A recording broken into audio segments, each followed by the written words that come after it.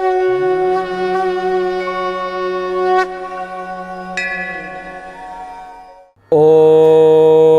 क्रीं महाकल्यै नमः।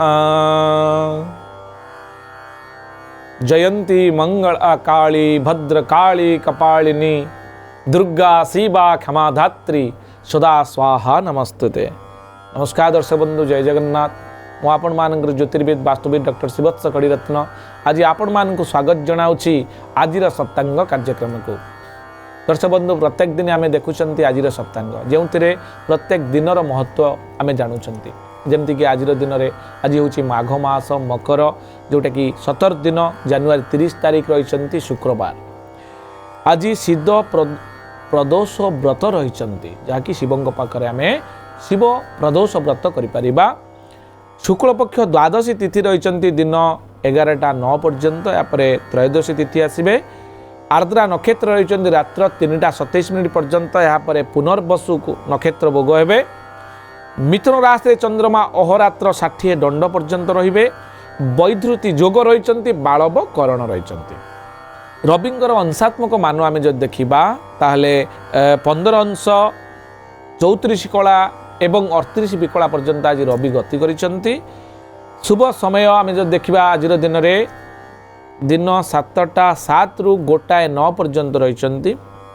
आपणकर दिन 4:10 रु 4:55 पर्यंत रही। रात्र 8:12 रु रात्र 10:44 पर्यंत रही। एवं शुभ समय शेष शुभ समय जहाँकि रात्र 4:40 रु शेष रात्र 6:21 पर्यंत रही। 12 बेला एवं काल बेला जदि आम देखा आज दिन में दिन 9:11 रु 12:01 पर्यंत रही। निषिद्ध खाद्य आपणकर आज दिन में पोई एवं बैगण आज दिन में आप भक्षण करंतु नाही। जदि कौन पिला आज दिन में जन्मग्रहण करुच्ची आपण परिवार रे ताहले तार आर्द्रा नक्षत्र मिथुन राशि हेब 6/3 हेब। नरगण पिलाटी प्राप्त हेब। तार नामकरण कला बेले आद्य नाम क हर्षकारे कु घ ड एवं 6 अक्षर आपण आरंभ करें। शुक्रवार थिबारु पिलाटी सुंदर हेब। गवेषणात्मक ज्ञान आहरण करिवो।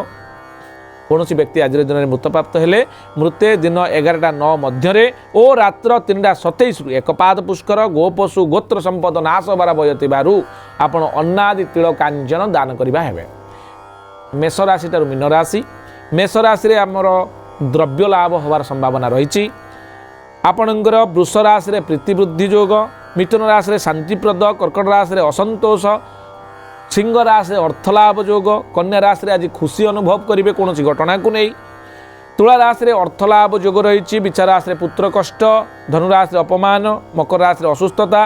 कुंभ राशि खुशी एवं मीन राशि क्षतिग्रस्त होवार संभावना थिबारु सतर्कता अवलंबन करेंगे। ये संपूर्ण सूचना आज एतिकी। पुणी देखा आसंता काली आज सप्तांग कार्यक्रम। नमस्कार, जय जगन्नाथ।